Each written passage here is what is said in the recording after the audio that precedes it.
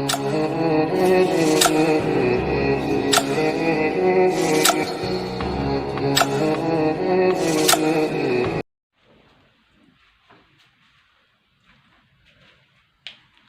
हिंद बच्चों।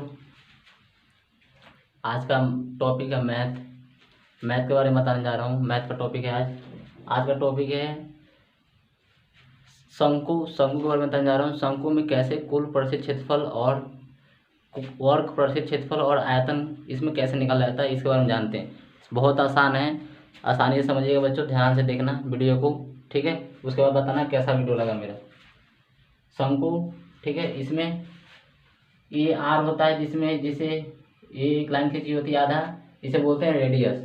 और अगर सीधा लाइन, केंद्र से सीधा लाइन खींचते हैं तो उसे बोलते हैं डी, ये व्यास बोलते हैं, ठीक है ना। ये लंबाई होता है, ये एच होता है गहराई। जैसे एस आइसक्रीम होता है, आइसक्रीम के अंदर ऊपर एक चॉकलेट रख देते हैं, चॉकलेट के नीचे जो होता है उसमें गहराई कितनी है वो एस से नापा जाता है। और वो जो कोन होता है, कोन आइसक्रीम का जो कवर होता है, वो उसका लंबाई कितना होता है वो नापा जाता है। ऊपर आइसक्रीम का जो गोल होता है, जो गोल उठा कर रख देते हैं, उसके अंदर डी और आर का मान लगता है। वो कैसे निकालते हैं देख लो। एल है, मान लेते हैं हम एल का मान 14 सेंटीमीटर, कोई दिक्कत नहीं ना बच्चों। एच का मान 7 सेंटीमीटर, ठीक है।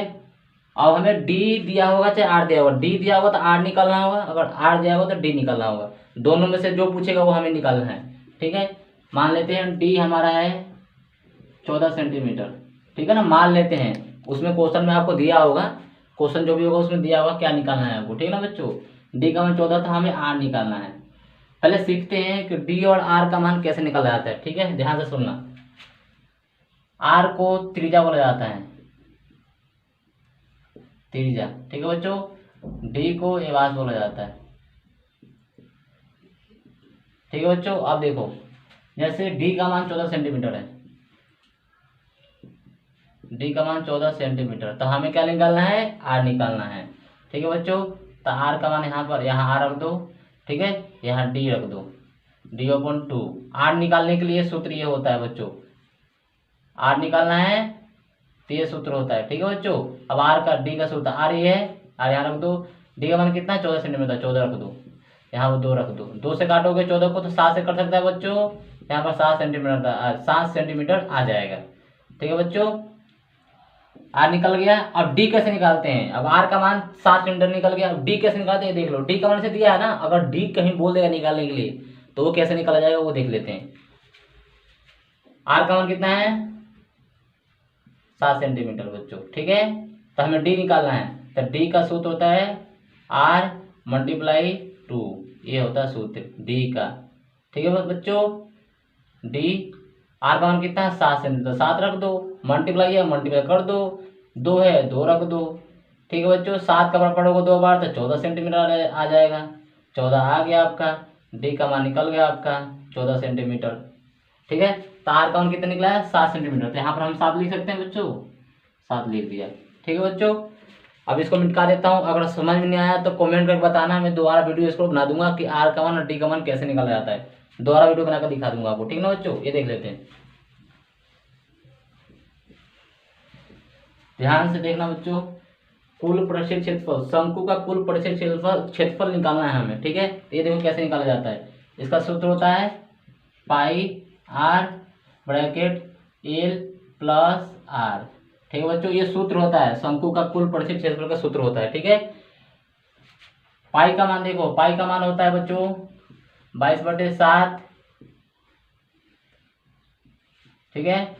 एक होता है 3/14, 3.14 होता है। दोनों का मान ये काट के निकालेंगे तो इतना आ जाता है बच्चों, ठीक है ना, ध्यान से सुनना। या तो ये दिया होगा तो ये दिया होगा, दोनों में से कोई एक दिया होगा, ठीक है, ठीक है बच्चों, ध्यान देखना, ठीक है ना। ये दोनों में से कोई एक दिया होगा तो हम रख लेते हैं ये वाला मान। पाई का मान कितना होता है 22/7, ठीक है बच्चों, 22/7 आ गया। जहाँ खाली होता है वो मल्टीप्लाई होता है, ध्यान देना, जहाँ खाली होता है वो मल्टीप्लाई होता है, तो यहाँ पर खाली है तो मल्टीप्लाई लगा दो। आर का मान कितना है बच्चों, 7 सेंटीमीटर, 7 लिख दो, ठीक है, ब्रैकेट। एल का मान कितना है, एल का मान 14 सेंटीमीटर, यहाँ 14 सेंटीमीटर आ गया, प्लस है प्लस लगा दो। आर का मान कितना है 7 सेंटीमीटर, तो यहाँ पर 7 लगा दो, ब्रैकेट लगा दो, ठीक है। अब देखो एक बात याद रखना, जो एलसीएम में होता है ना, एलसीएम में डिवाइड जो होते हैं वो कट जाते हैं, जैसे माइनस प्लस कट जाता है ना, ऐसे एलसीएम में डिवाइड में होता है वो कट जाता है। ये देखो ये एलसीएम, ये मल्टीप्लाई और डिवाइड में जो है वो कटते हैं, सॉरी जो गुणा और भाग में होता है वो कट जाता है। जैसे माइनस प्लस होता है तो कट जाता है ना, ऐसे गुणा गुणा और भाग वाला कट जाता है। तो देखो ये गुणा में है, मल्टीप्लाई में है, ये भाग में है, डिवाइड में है। तो हम 7 को 7 से काट सकते हैं बच्चों, ठीक है। तो काट दिया हमने 7 7, तो 22 बता, तो 22 यहाँ पर लिख दो, ठीक है। ब्रैकेट है, 14 सात कितना होता है 21 है, मल्टीप्लाई जाना तो यहाँ मल्टीप्लाई लगा लो। 14 है, 14 सात कितना होता है 21 होता है, तो 21 लिख लिया हमने। अब हमें 22 और 21 का मल्टीप्लाई करना है, ठीक है ना। तो देख लेते हैं कितना आता है यहाँ पर 22 और 21 का। 1 के 12 2, 2 2 4 2 4, ठीक है बच्चों। 2 6 4, 400, 2 बार 2 बार 1 2, 462 सेंटीमीटर आ बच्चों, 462 सेंटीमीटर आ गया आपका शंकु का कुल प्रतिशत क्षेत्रफल, ठीक है बच्चों। अब क्या निकालना है हमें, शंकु का वर्ग प्रतिशत क्षेत्रफल। क्या निकालना है, शंकु का वर्ग प्रतिशत क्षेत्रफल। यहाँ देख लेते हैं,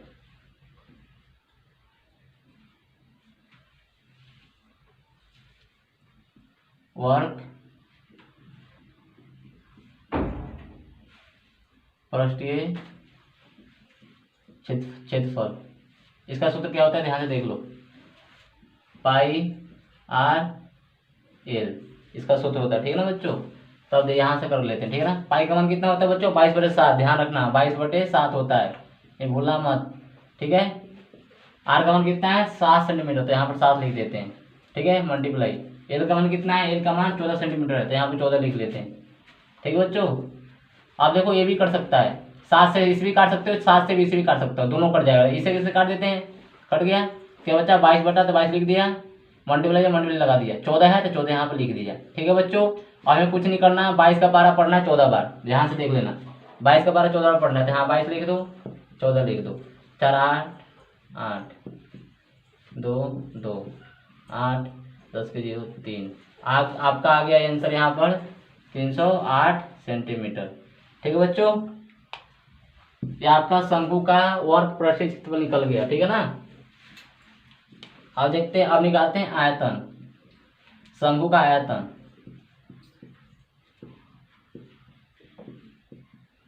इसका होता है सूत्र 1/3 पाई आर स्क्वायर एच। देखो आयतन मतलब क्या होता है, आयतन मतलब ये होता है कि ये गिलास में पानी कितना है, पानी को एक गिलास में पानी कितना है वो नापा जाता है आयतन में, ठीक है ना। वर्ग प्रतिशत क्षेत्रफल में क्या होता है, उसका चारों कोण का चारों दीवार, शंकु का चारों दीवार बताना है इसमें बस आपको, ठीक है बच्चों। इसका चारों दीवार बताना, उसमें कितना लंबाई है क्या है वो बताना है आपको। और कुल प्रतिशत क्षेत्रफल मतलब होता है पूरा, इसमें गहराई कितना है, इसमें रेडियस डी ये कितना है आपका, गोल कितना है, लंबाई कितना है, सब बताना होता है। कुल मतलब होता है सारा बताना है आपको। और वर्ग मतलब होता है कि आपको बस 4 दीवार बताने हैं आपको, ठीक है। आयतन मतलब होता है कि इसके अंदर पानी कितना जा सकता है, इसमें हवा कितना बढ़ सकता है, इसमें गैस कितना है, उसके बारे में बताना है आपको बच्चों, ठीक है। तो ये देख लो 1/3 पाई आर स्क्वायर एच, इसका सूत्र हो गया, बराबर डाल सकते हैं, 1/3 लिख सकते हैं बच्चों, मल्टीप्लाई पाई का मान कितना है 22/7, 22/7 हमने यहाँ लिख दिया, मल्टीप्लाई आर का मान कितना है देख लो यहाँ पर ध्यान से, आर का मान 7 है, ठीक है। तो यहाँ पर 7 रख सकते हैं, स्क्वायर लगा सकते हैं, स्क्वायर लगाओ तो एच का मान कितना है, मल्टीप्लाई लगा लो, मल्टीप्लाई जहाँ खाली होता है मल्टीप्लाई होता है, 12 बता रहा हूँ आपको, गलती मत करना। एच का मान कितना है 7 सेंटीमीटर, तो यहाँ पर 7 लिख दिया, ठीक है। आप देखो कर सकता है ये, हाँ ये 7 और ये 7 से कर सकता है बच्चों, ठीक है, कट गया। अब क्या बचा है, 1 के बराबर होगा 22 बराबर, तो 22 ही आता है, ध्यान रखना 22 आ गया, ठीक है। मल्टीप्लाई 7 का स्क्वायर कितना होता है 49 से, 49 लिख दो। अब क्या बचा है 3 बचा नीचे, 3 लिख दो यहाँ पर। अब 22 का 12 49 पर पढ़ना है, ये देख लेते हैं कितना आता है।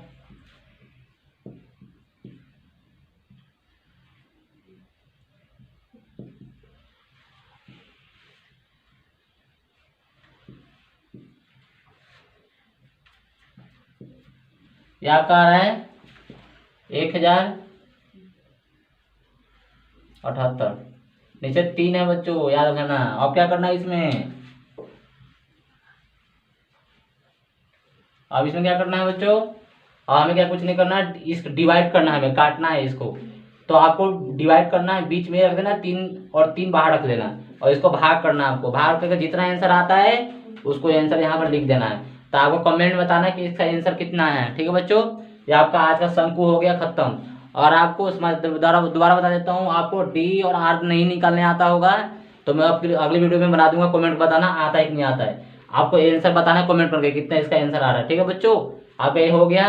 ध्यान देना बच्चों, मैथ देखो बहुत आसान है, मैथ में कुछ नहीं है। मैथ में एक बार ध्यान देना, मैथ मांगता है प्रैक्टिस। जो लड़का प्रैक्टिस करेगा उसको मैथ सबसे अच्छा बन जाएगा।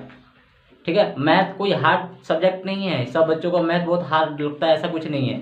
मैथ मांगता है प्रैक्टिस। जो प्रैक्टिस और रिवीजन करेगा उसका मैथ सबसे अच्छा आएगा।